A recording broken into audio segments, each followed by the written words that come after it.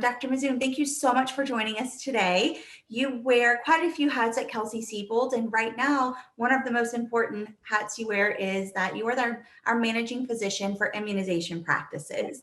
So do you want to tell us a little bit about your background and what you do at Kelsey as the managing physician for immunization practices?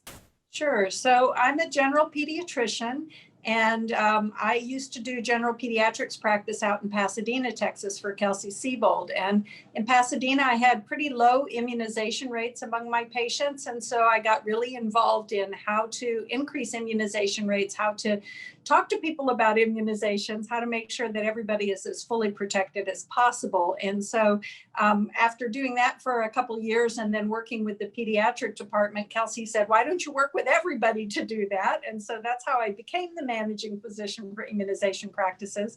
And it means that I really spend a lot of my time learning more about vaccines by going to the national vaccine conferences, which actually usually also have a flu track, which the flu track talks about flu vaccine and flu pandemics and flu, everything flu. So that's where I really learned a lot about pandemics and pandemic control and vaccination in that respect. So really, I've been involved since about 1993 with vaccines and influenza control and now coronavirus control.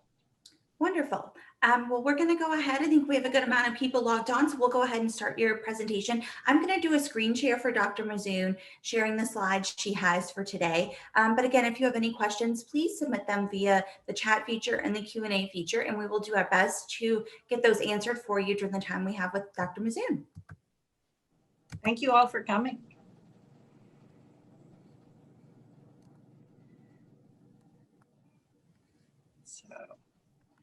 So you can go ahead and start with the first slide. So first of all, I wanted to talk about what a vaccine is, because I think vaccines in general scare people. They don't really know what they are. And the interesting thing about our immune system is that our immune system is really capable of recognizing any non-human protein. And so the good thing about that is that that's what helps us recognize that the viruses or bacteria are different from us. And really almost any non-human protein can be recognized. And so what vaccines are a combination of proteins or a protein that is found on the virus or germ that we're trying to prevent infection with, that is really just a copy or a part of the virus. Viruses generally have like this capsule of protein, and inside is their DNA or RNA, and they attach to our cells and squirt that DNA or RNA into us, into our cells, to produce more copies of themselves. And that protein coat can be used by itself, or pieces of it can be used to teach our body to recognize those viruses or bacteria, so that we then become immune, or we kind of know their game plan before they ever enter our body. So older vaccines are usually just killed or weakened germs that contain the whole outer coating, and newer vaccines are just copies of parts of the protein coat or the whole protein coat.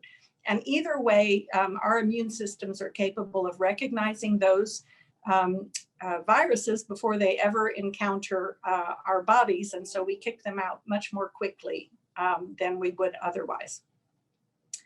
Next slide. Okay, I'm sorry, I'm having a little issue with my phone, having about 100 different things going on. So these two new vaccines, the two COVID vaccines that we have available now, are messenger RNA vaccines. And that's a new type of vaccine to be used for infection, but it's actually a type of vaccine that has been in development over a number of years as an anti-cancer vaccine. Messenger RNA is like a blueprint for proteins. It is patterned after our DNA.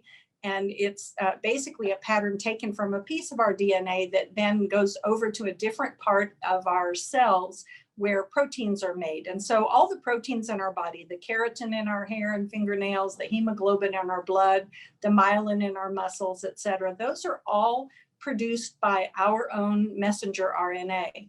And messenger RNA degrades very quickly. It doesn't stay around very long. Otherwise, we'd have way too much muscle protein, way too much blood proteins. And so it basically falls apart quickly, and then the cell stops making that protein. And a new piece has to be sent out from the nucleus of the cell to make more protein when that's needed. And so messenger RNA vaccines take advantage of this process by just introducing that messenger RNA for a surface protein from the virus that basically tricks our own cells into making little bits of virus protein that our body is still capable of recognizing are not human protein and developing an immune response to. So in the case of COVID-19, which is I can't tell if you went to the next slide because I'm getting a Zoom interview from Ashley. I can't get it to go away. Oh my goodness. Pardon me just a second. I can't tell what slide you're on because of, there we go. Okay, so I'm on the messenger, what's a messenger RNA slide. So you can go to the next one. You can go to the next slide. So in the case of COVID-19, the surface protein is the spike protein of the SARS-CoV-2 virus.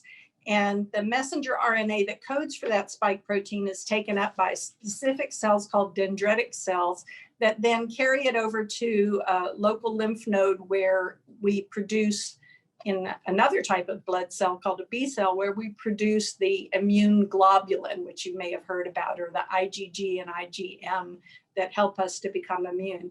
And these antibodies or immune globulins protect us so that they are circulating in our bloodstream. If a virus actually comes into contact with us, they can immediately neutralize that virus and we don't get sick.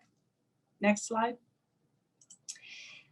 So there's a lot of concern, I think, because these vaccines were produced in the space of a year. And before that, the fastest vaccine production was over the course of 4.5 years. And it's important to know that we really didn't, nobody skipped any steps in making these vaccines. First of all, the type of vaccine was under development for well over a decade, almost 2 decades before. And the process of developing a vaccine is, first you have to test it in animals, you have to then make sure it's also safe in humans, and then you have to do a large enough study that you can find out if it's actually protecting people. So vaccine producers usually are self-funded in this process, and they're generally not in a big hurry. And biologics like vaccines are actually one of the more expensive medications to produce. So there are usually not very many manufacturers who are invested in the idea of this long-term production of a vaccine. So because the pandemic has been killing people and injuring others and hurting our economy and our lifestyles, the government provided funds to companies so that they could develop the vaccines without taking a big financial hit in case they didn't work. And the steps of vaccine production have been known for a long time, and the safety and efficacy studies could be done very rapidly, unfortunately, because we've got so many people infected in the United States. So there were plenty of volunteers for the safety studies, plenty of volunteers for the efficacy studies, and plenty of circulating infections to know whether the vaccines protected people. So one of the questions that was asked earlier or via email was, why weren't the studies larger? And in fact, these studies were actually very large.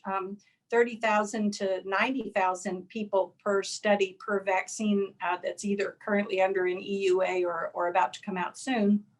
And those are actually huge numbers of people to be able to tell if the vaccine is effective. And those studies were able to be terminated at about 30,000 people for these first 2, because there were so many infections going around that it was clear that the vaccines were working for the individuals who'd received the vaccine, because the people in the placebo group were getting infected at a much higher rate than those in the vaccine group. So next slide. So how do we know it's safe? And the best way to find out if something is safe is to test it in large numbers of people and follow them for adverse or bad outcomes. And bad outcomes happen all the time to people who have not had a vaccine, right? So people get in car accidents or have heart attacks or get a diagnosis of, something bad like cancer or an autoimmune disease. Those happen all the time. And so you have to have a large group to test the vaccine in to make sure that you're really not picking up bad outcomes that are not related to the vaccine and then attributing them to the vaccine. And also so that you're able to pick up rare bad outcomes that are due to the vaccine. So, so far, the interesting thing is now we've been giving out these vaccines for a while. There really haven't been a lot of really bad outcomes, which is, I think, what people feared. So we really know that these vaccines are quite safe. There are a few bad outcomes. We've all heard about people who develop anaphylaxis, which is a severe allergic reaction, not to the messenger RNA, which is what's vaccinating them, but rather to the lipids that are in the vaccine, the polyethylene glycol most likely. That help envelop the messenger RNA to help get it into our muscle cells so those dendritic cells can pick it up and do the whole process of creating immunity. So if you hear someone who had a bad outcome, you really ought to listen to it with a little bit of skepticism. Those should be reported because that's how we know when bad outcomes are occurring due to a vaccine. But don't accept stories until they've been checked out and investigated.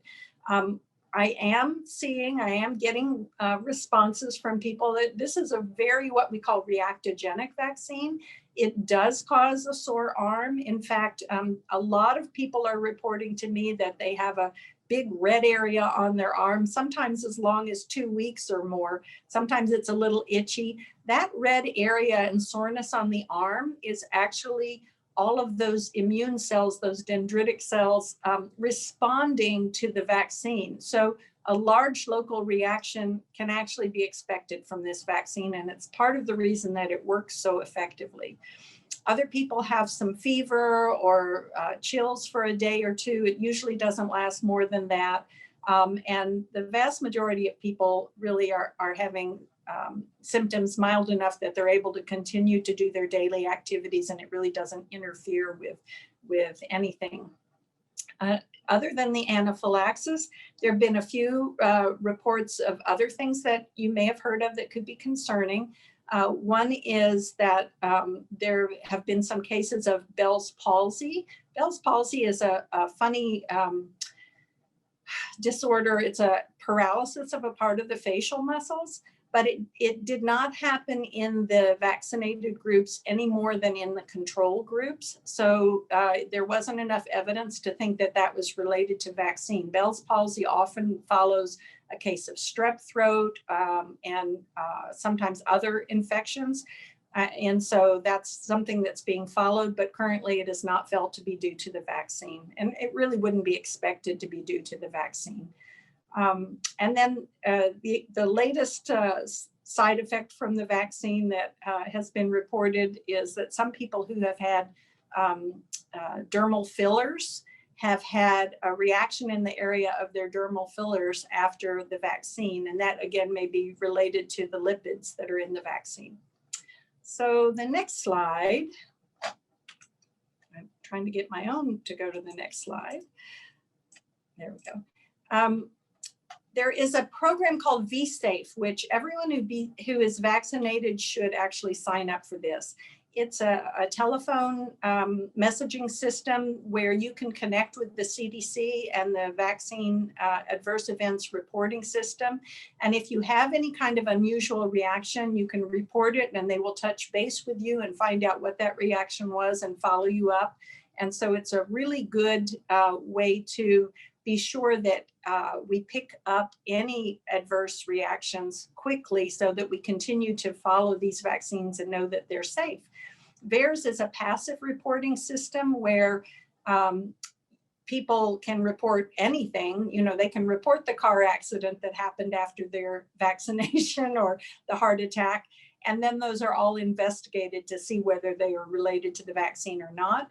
There's a program called the Vaccine Safety Data Link, which is basically a program between large care organizations like Kaiser Permanente that follow their patients after vaccinations and report any unusual illnesses that those patients may have within a 6-week time frame of vaccination.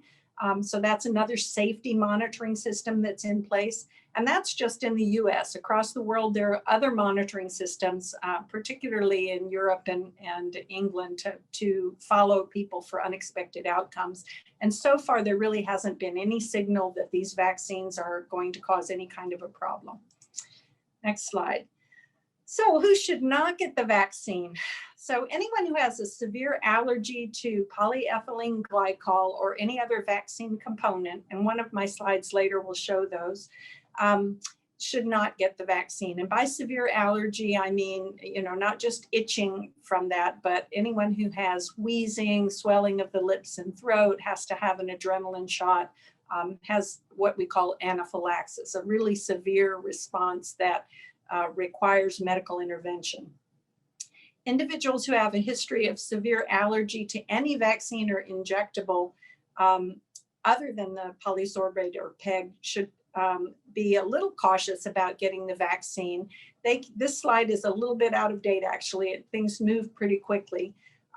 They can be vaccinated, but they need to wait for 30 minutes, and they may want to, depending on what they were allergic to, they may want to check with an allergist and have a skin test with the new vaccine prior to actually getting a full injection of it.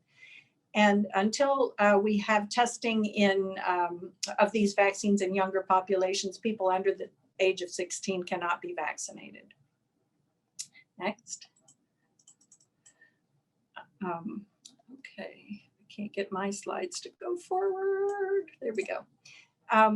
So the other restrictions are really related to illness. So people who are currently isolating for COVID-19 or experiencing symptoms of COVID-19 should not go into a mass vaccination center or a private office to get vaccinated until they're finished with isolation, really just to protect the vaccinators and the other people who are at that site. If those individuals are in a long-term care facility and the whole facility is getting immunized, they can be immunized as long as they're not you know, moderately or severely ill. If they're just mildly ill, they can be vaccinated. Most people will be able to get this vaccine once supplies increase. So what is in the vaccine? The messenger RNA, of course, this polyethylene glycol that I've spoken of. These are, I think I skipped 2 slides. Okay, there we go. The cholesterol and all of this list on the side we'll go through in a little bit. So there, which slide are you on? There we go. There are no eggs in it. So people with egg or gelatin allergy don't need to worry. There's no latex in it or preservatives. The polyethylene glycol and the polysorbate are felt to be the causes of the allergic reactions. So the messenger RNA is the same in both of these vaccines, or at least very similar. It's for the spike protein. There's been some concern about whether that vaccine will continue to protect, since some of the variants in the world now have some changes in the spike protein. But currently we feel that those variants will still be well targeted by your immune system if you've been vaccinated. We haven't seen any evidence that it fails to protect you. The lipids is a word for fat, basically. So the messenger RNA is enclosed in fat, and these are molecules that can't dissolve in water, and they protect the messenger RNA so that it can get into the muscle and be picked up by the dendritic cells. And so the PEG and the cholesterol and the SM102, those are all the part of the fat bubble. And these are the ones from the Moderna vaccine. They're very similar ones in the Pfizer vaccine. And they both contain the cholesterol as the main component.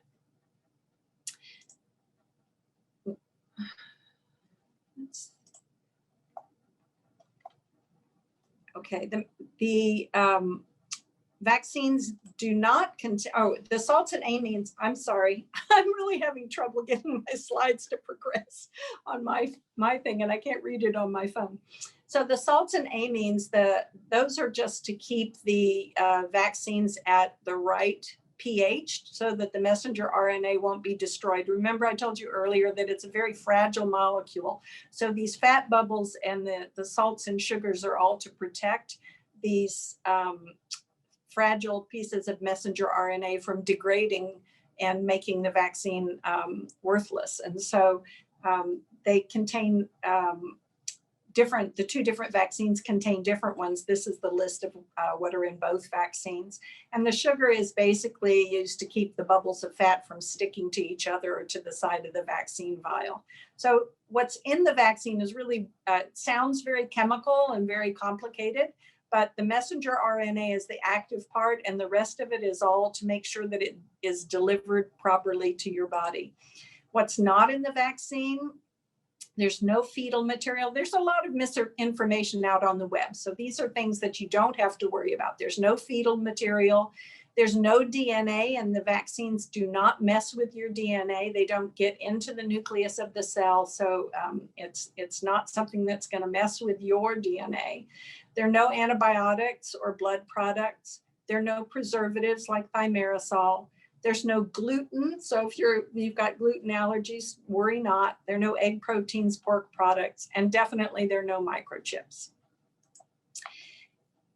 People who can benefit from getting the vaccine really is everybody, but there are specific groups I want to talk about. First of all, pregnant and breastfeeding women. In the past, we've been very leery since about the 60s about giving pregnant or breastfeeding women any new medication, any new vaccine. And in vaccinations, in particular in pregnant women, the live vaccines are usually what we avoid. So the live vaccines would be yellow fever, measles, mumps, and rubella, and chickenpox vaccines. The killed or inactivated vaccines, which these qualify as inactive vaccines, those have actually always been safe in pregnant and breastfeeding women. And so there's no concern really that these vaccines will cause any issues for pregnant or breastfeeding mothers. Those two groups have not specifically been studied, and so there are groups who are maybe a little hesitant about recommending it for all pregnant and breastfeeding women. But we need to understand that pregnancy itself is a risk factor for severe COVID disease. And so particularly pregnant women who are not able to work from home and not able to stay separate from others, especially healthcare workers, should get this vaccine. And breastfeeding women who are offered the vaccine because of other risk factors definitely should get it as well. It will not pass into the breast milk. And in fact, with pregnancy and breastfeeding, it is likely that some immunity will be passed to the baby that could prevent the baby from getting sick. There are studies of pregnant and breastfeeding healthcare workers ongoing through that V-Safe app that I mentioned earlier. So people who have immune compromising conditions like HIV or have autoimmune conditions like multiple sclerosis, these individuals were also not studied specifically, but they were not excluded from the vaccine trials. So there were individuals with these conditions in the vaccine trials.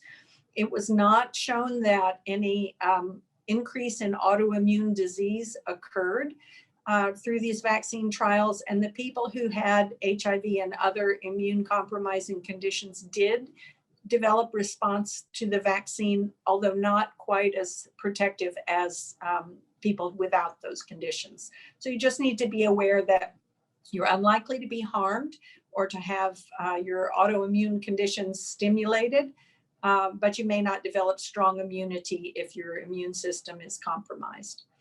And then another thing that has been brought up is people on anticoagulants.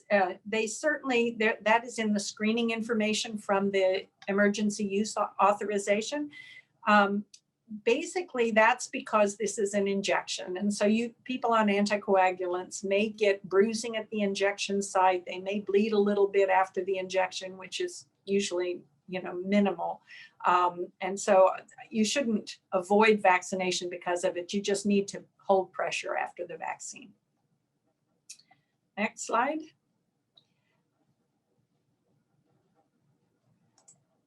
So there are people who should follow special procedures. People who have had a known COVID exposure need to wait, again, I think I said this, until their quarantine is over before getting vaccinated, unless they're in a homeless shelter or a correctional facility or a nursing home where the whole community is being vaccinated. People who got another vaccine within 14 days should wait. We don't want to have you have a response to one vaccine overlapping too much with this vaccine, because we want to be able to pick out if this vaccine causes unusual reactions. So it's not that the two vaccines won't both be able to work. It's really just so that we can tease out whether there is an adverse outcome after these new vaccines. So in general, you should wait 14 days after getting another vaccine before you're vaccinated for both doses. And you should also wait 14, it's 14 days on either side. So it refers to both dose 1 and dose 2. So if you got the COVID vaccine, wait 14 days before getting any others. So let's talk a little bit about side effects of the vaccines. The most common side effects have been shown to be fatigue, headache, muscle aches, and sore arm with redness at the site. And that includes swollen glands in your armpit. And those side effects occur really during the first week after vaccination, and the first couple of days are when they're most likely to be problematic. As I said, there are a number of people who have some redness of the arm and maybe a little itching or mild swelling of the arm. I've seen some pretty large reactions, like not extending all the way to the elbow, but maybe halfway to the elbow when you get a shot in the upper arm. But those are going to go away with time. They're not going to be serious, and they won't be interfering with your work. So we know from the studies that these vaccines are about 95% effective. And as we are, beginning to use these in the general population, it's possible that we'll find lower levels of protection in the real world. And that's because in clinical trials, the setting is really well controlled. They are looking for, not only infection, but also the ability to spread the illness afterwards. They're looking at effectiveness in a lot of different ways, whether it prevents all illness, whether it prevents serious illness.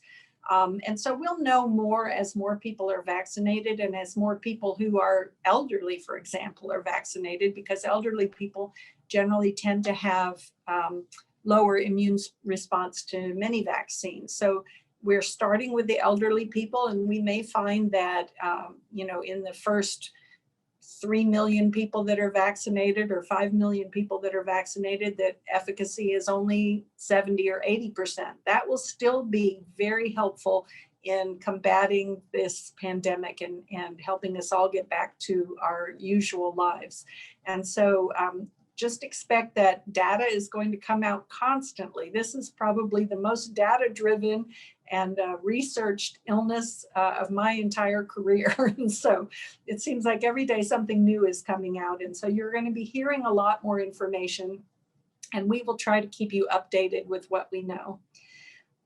In the case of vaccines, clinical trials, really end at the time that they are presented for licensure.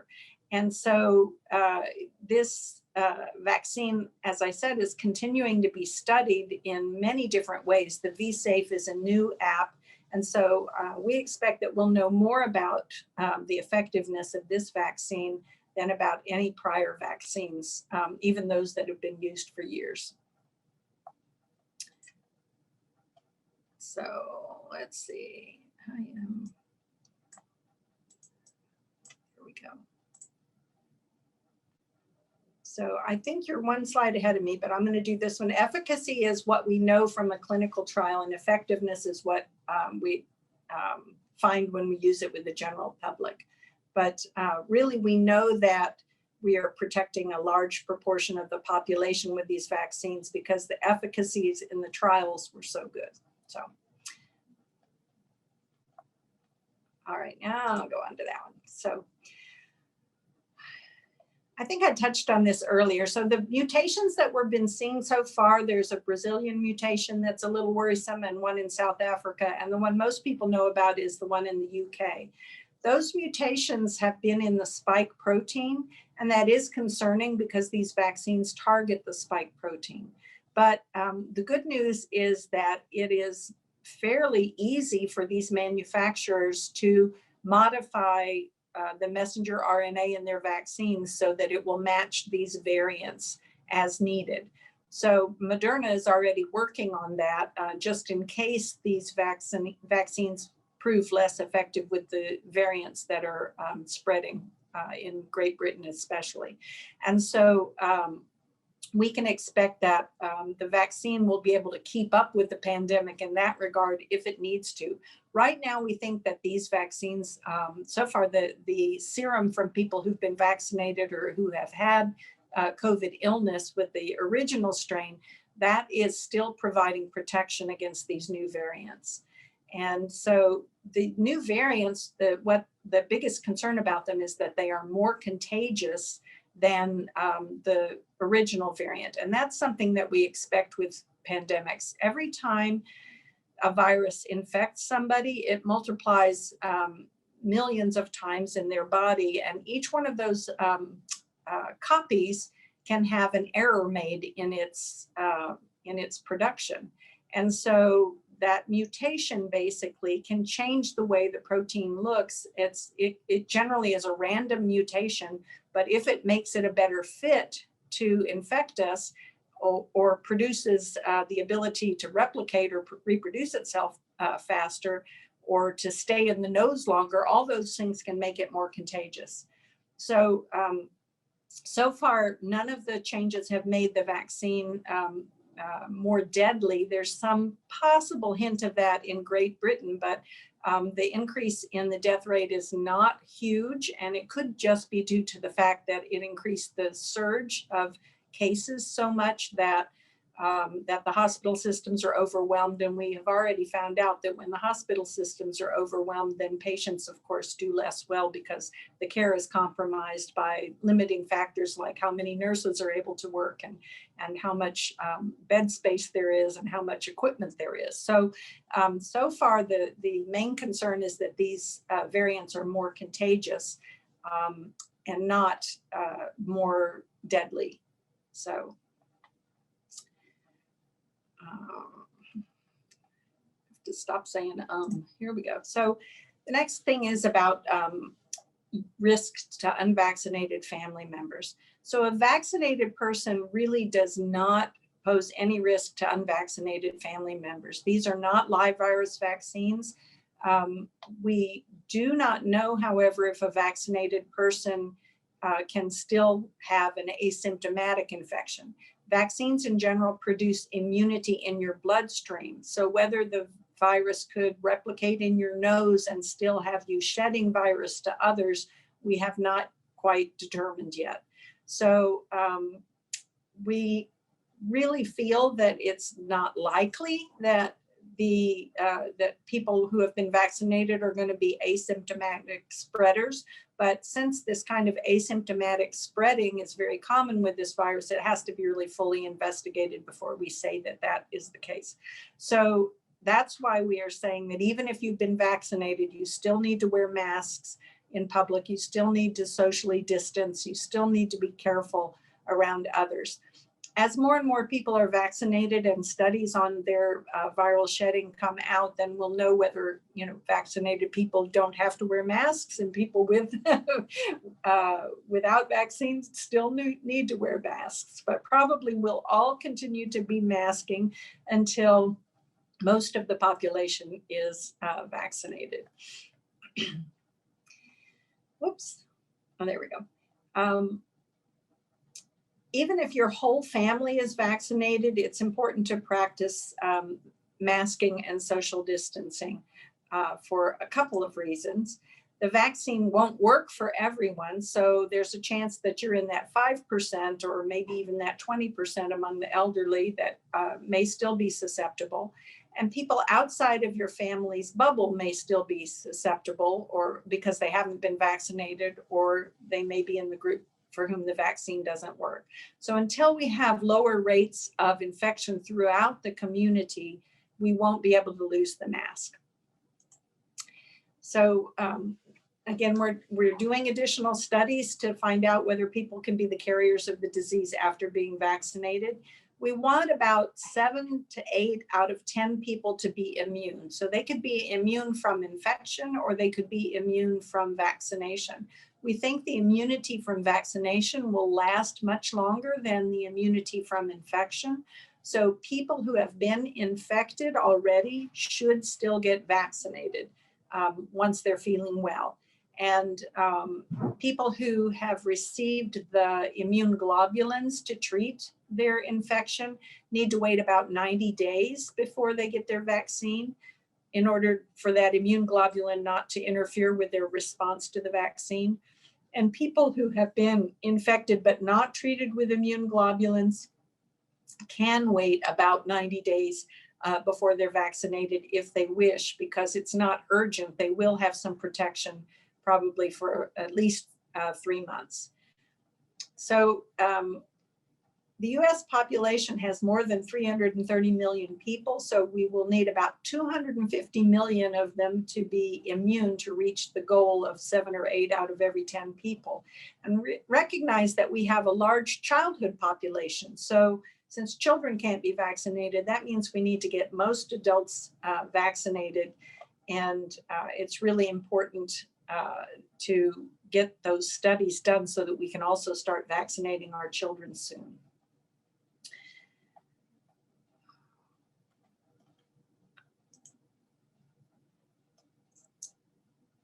So up until November, more than 250,000 people died as a result of COVID infections in let's see, it was the months between March and November. About 12 million people were infected, and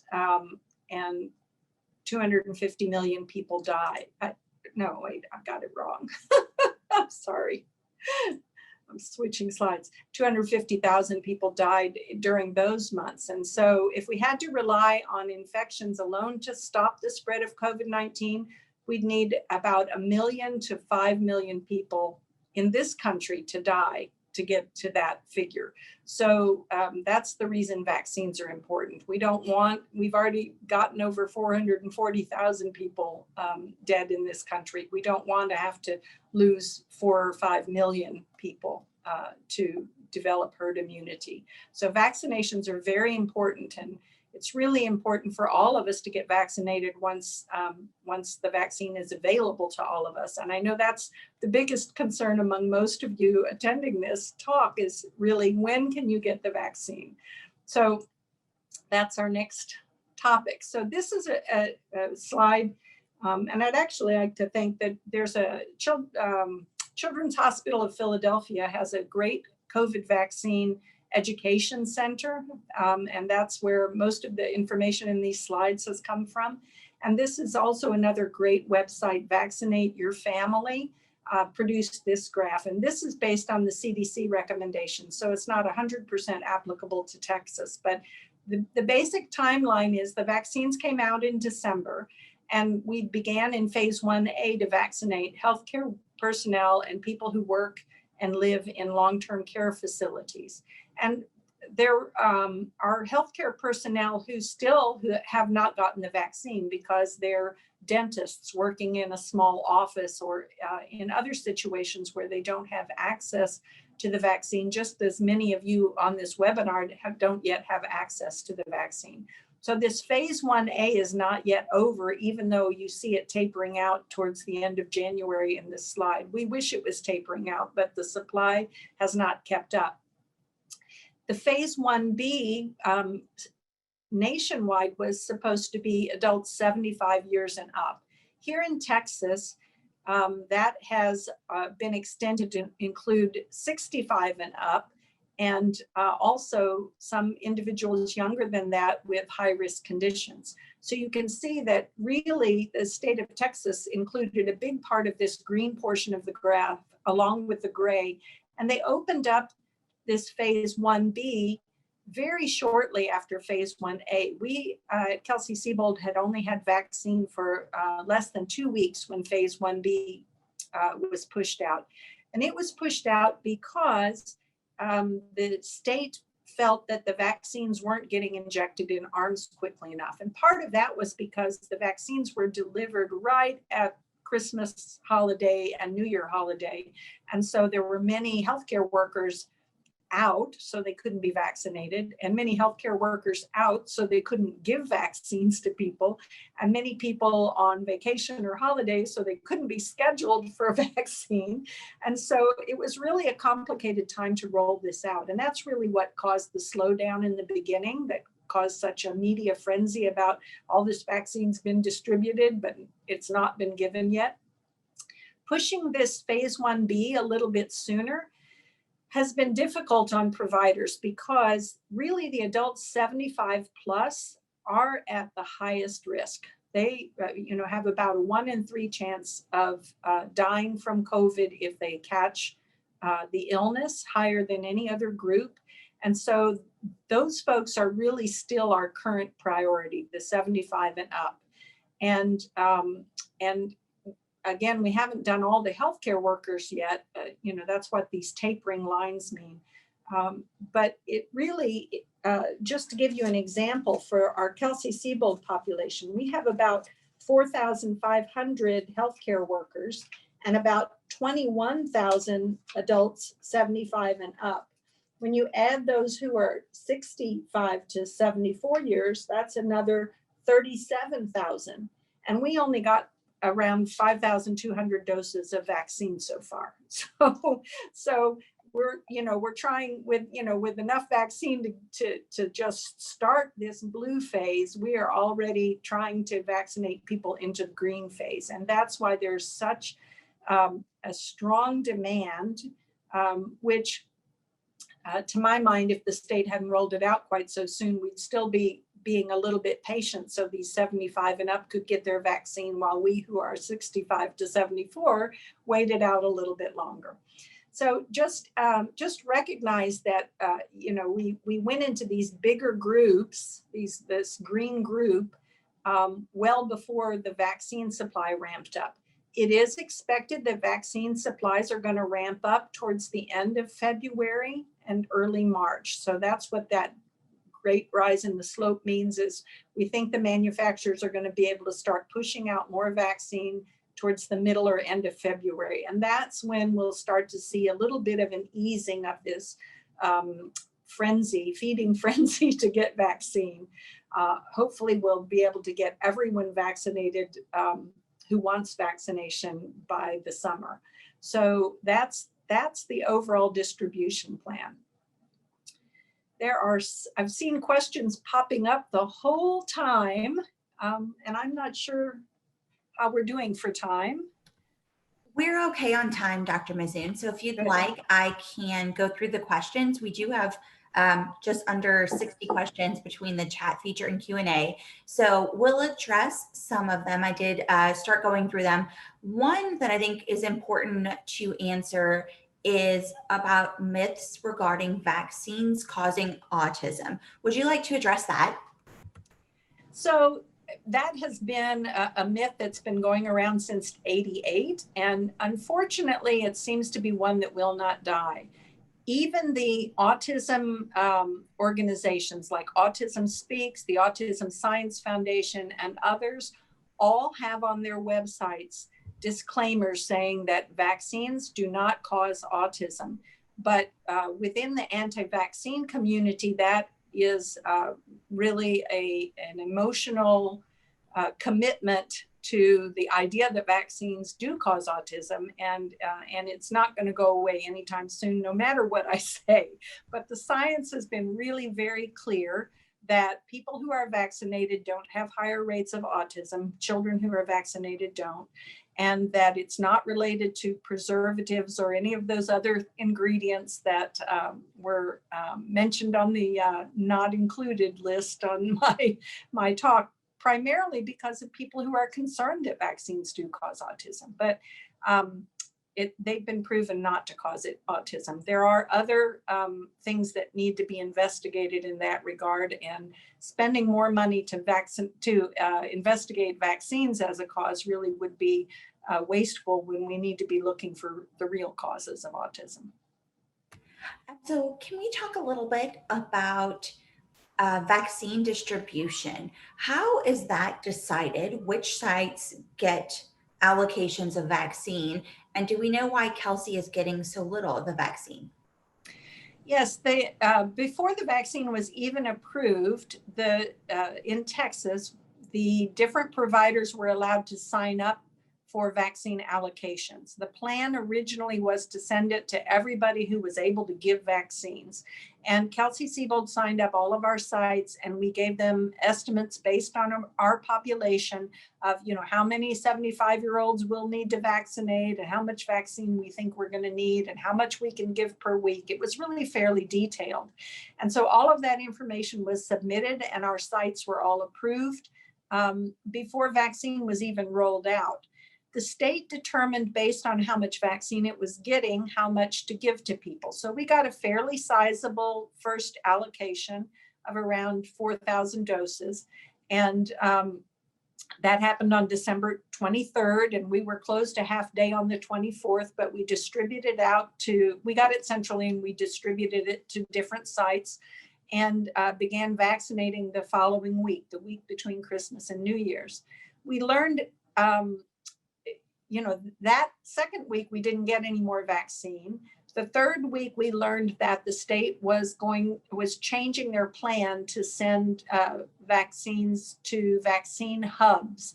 And their concern at the state level was that many of the providers, and there were hundreds of them, many of the providers were not getting the vaccine to the people who needed it, and not getting vaccine in arms quickly enough. And so they decided that mass vaccination sites would work better. And a lot of the vaccine that they had was the Pfizer vaccine, which also requires a special refrigerator. So they made the decision that big systems would get the vaccine. And unfortunately, they didn't recognize that Kelsey is a big system. They really went for hospital systems. So Texas Children's got the vaccine, even though they don't, they see mostly children. So it wasn't for their patients, it was for their healthcare workers, and the fact that they had a lot of nurses that could give vaccines, I guess. And Methodist Hospital and Memorial Hermann in the Houston area, and the city of Houston and Harris County got vaccine. So these big organizations got vaccine, but we were not included in that, possibly because we have 25 sites, and they saw us as 25 small sites and not as one big organization. So we have been lobbying to be a hub. We've done all the application we need to be a hub. We are helping, we're in the process of helping other hubs give vaccine where we can. And we're working through that collaboration. We haven't started doing that, but we're working through that collaboration, and we're trying to be a hub so that we can get vaccine especially for our Medicare Advantage population and our at-risk patients. But it's really the state decision, and we have done everything we know to do to try and influence it, short of bribing people. So we have some other questions that came up about other manufacturers developing vaccines. Are there any other manufacturers working on developing vaccines besides the two most popular ones now, or the two available now? And are future vaccines taking into account the mutations that the virus may have? So the future vaccines are not taking into account the mutations at this point. They are all still in their phase 2 or phase 3 clinical trials. So many of them could be changed, but actually most of them could not be changed as easily as these two can be changed, because just because of the manufacturing processes. The next one likely to be approved is the AstraZeneca vaccine, or possibly the Johnson vaccine. The Johnson vaccine will be great if it's efficacious, because it's only one dose. Both the AstraZeneca and the Johnson vaccines are also easier to handle. They don't need the cold storage to the degree that the first two do, and they're cheaper. The cheaper part could be an advantage for us as a community, or a disadvantage. And it's actually likely to be a disadvantage, because a lot of the AstraZeneca vaccine may actually go to countries that don't have a good cold chain for storing vaccines. So it's going to be an allocation issue. How much of that AstraZeneca vaccine or that Johnson vaccine that we actually get in this country. Most of that upswing on the curve that I showed on the previous slide is actually, because of the first two out of the gate increasing their productivity. But some of it is due to the anticipation that there will be at least one more vaccine. There are like 150 or 200 vaccine candidates out there. And now that we know about the variants, I'm sure that some of the companies, will go ahead and try to use the newer variants on the chance that they may become able to escape vaccine protection. Do you know how long, or are there any studies out about the length of time the vaccine is effective for? Well, remember that we've only had the infection for a year. So we don't actually even know how long protection from being sick will last, except that we have had people who have gotten it a second time after about 6 months. And so we don't know that about the vaccines, because the vaccines have only been, in people's arms, even in the trial participants' arms, since about 6 months ago. But so far, the vaccines are showing pretty good maintaining levels of immunity in the blood serum at pretty good levels. So we think that they're going to be better than the natural infection at producing long-term immunity, because we do know that the immune globulins, when you have had the infection, do decline. Let's see, we've had a few questions that came in about, media headlines that talk about vaccine waste and vaccines not being stored properly. What are we doing at Kelsey to ensure that we are maximizing the use of our vaccines and that they are stored properly? The vaccine that we received is the Moderna vaccine. It doesn't need that ultra cold refrigeration. It does need a very cold freezer, but not the ultra cold. And it's actually not that difficult to store or administer in a routine office practice or in a routine pharmacy. So the storage is not a big problem. The vaccine vial, once it is removed and prepared to be drawn up, is only good for about 6 hours. So that presents, each vaccine vial contains 10 doses per label, but often 11. So what we have done is we have maximized with these syringes that have low dead space in them. We've maximized the number of doses we can get out of each vial. I very often have been able to get 11 doses instead of 10. And then if it's, if we're opening a new vial and it's towards the end of the day, We actually have, in addition to the people who've been scheduled for vaccine, we have basically done an all points bulletin to that clinic to find another person in the risk criteria, meeting the current risk criteria, to give that vaccine to. So we've given the vaccine to a few individuals who were not even scheduled because they were there at the right time so that we would not waste a dose of vaccine. The second dose allocations come in at the same amount as the first dose allocations. So we still think we'll be able to get 11 doses out of enough vials to give people that second dose who got the extra 11th dose or the dose towards the end of the day. So we have scheduled all the people who we have received second dose allocations for. We've scheduled them for those appointments, and they are keeping those appointments. So at this point, we're not wasting really any vaccine unless a vial is inadvertently dropped, or, I told you this was actually a very fragile vaccine. It's a pretty common thing when you drop medications to kind of shake the vial to mix it well, and you can't shake this vial because the messenger RNA can be destroyed. And so the nurses are all well aware of that, but I would not be surprised if that occasionally happened anywhere in the world who's giving out these vaccines. But I don't know of any cases of that happening, but we're doing our very best to use every available dose. So we had lots of questions come in via the chat feature and the Q&A about the phases. 1A, 1B, and as we move along, who is determining eligibility for those phases? Is it the government or the CDC, or is each individual healthcare system allowed to decide who gets the vaccine in each phase? It is sort of all of the above. So the CDC made the recommendations on that slide. Maybe we should go back to that slide just so that people can see it. The CDC made the recommendations on this slide. The state of Texas modified the recommendations, as I told you, to include 65 and up instead of 75 and up, and also some with high risk conditions.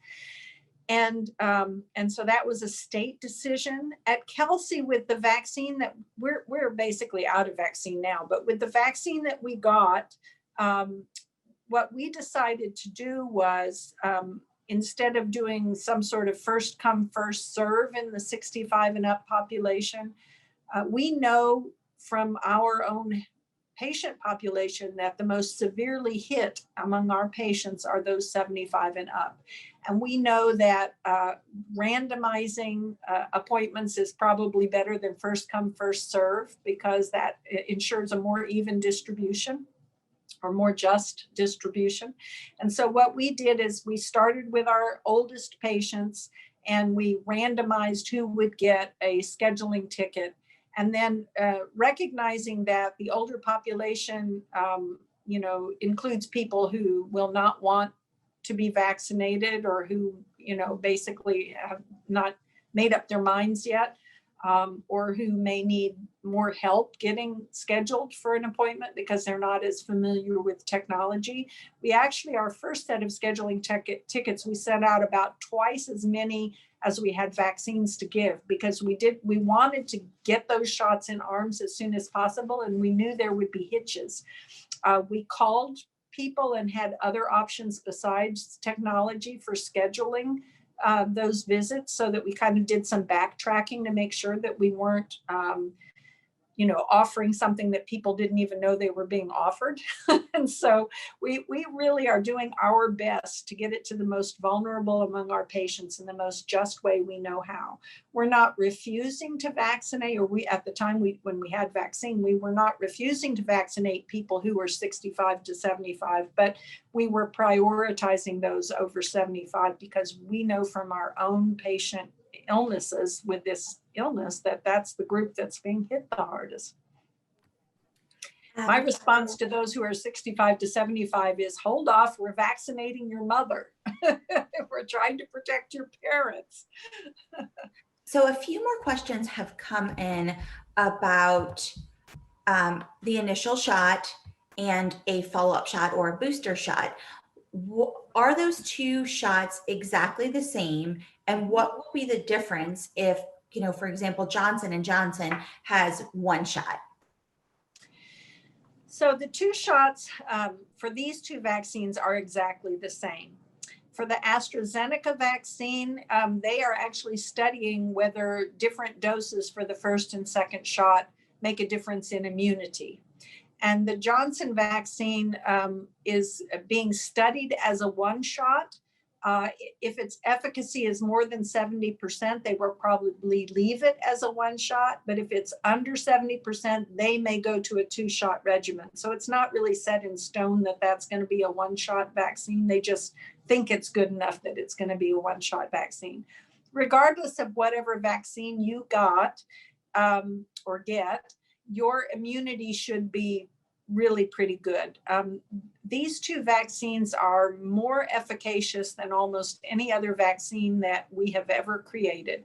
The MMR vaccine is the only one I can think of that is potentially more efficacious with two doses at about 99%. And it's only 90% with one dose. So but I don't think that if you got one vaccine that, if another one comes down the road that you should go get the other one because now it's out. I think you'll be good with once and done, hopefully, unless the virus itself mutates or unless we find over the next few years that immunity is not long-lived.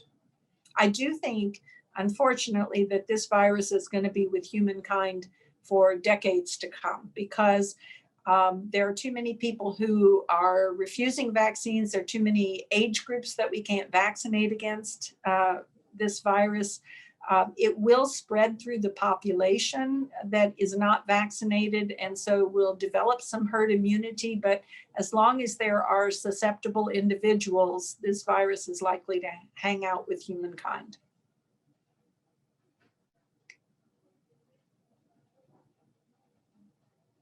I'm not hearing you. Are you muted?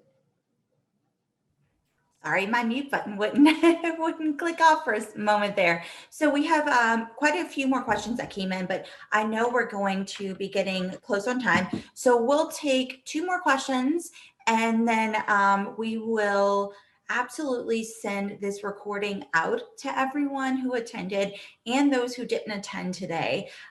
So two questions before we leave. One of them is regarding vaccine information. We have lots of questions that have come in about specific websites regarding vaccine information. Can you provide guidance on what websites are reputable to look at for vaccine information?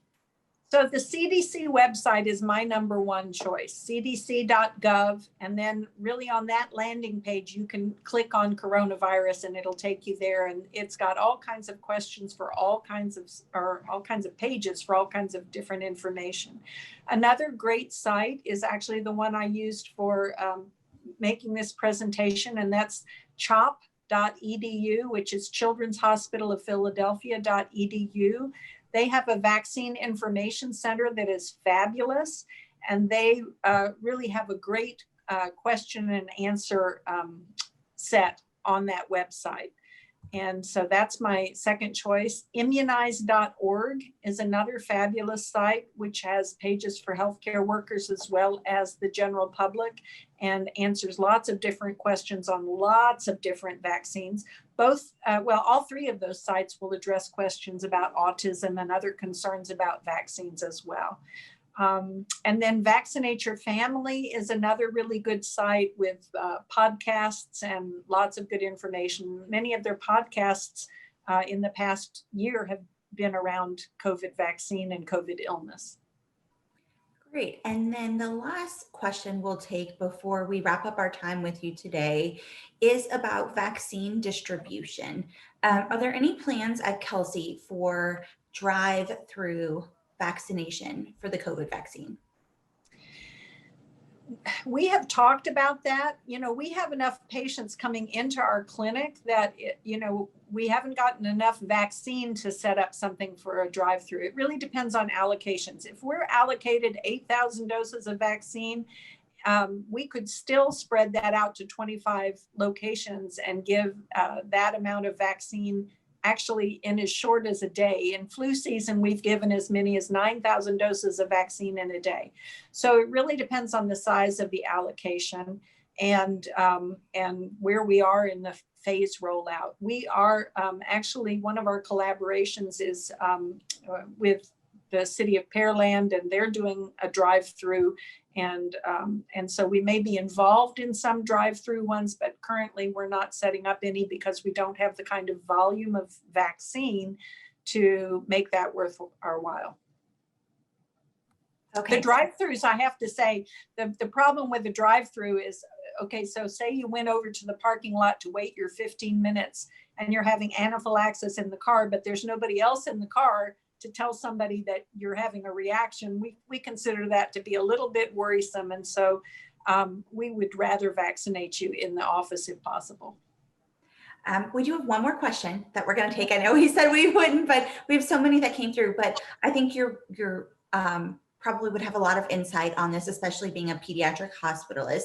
When do we expect additional guidance from the CDC or vaccine manufacturers to be provided regarding vaccinating children under the age of 16?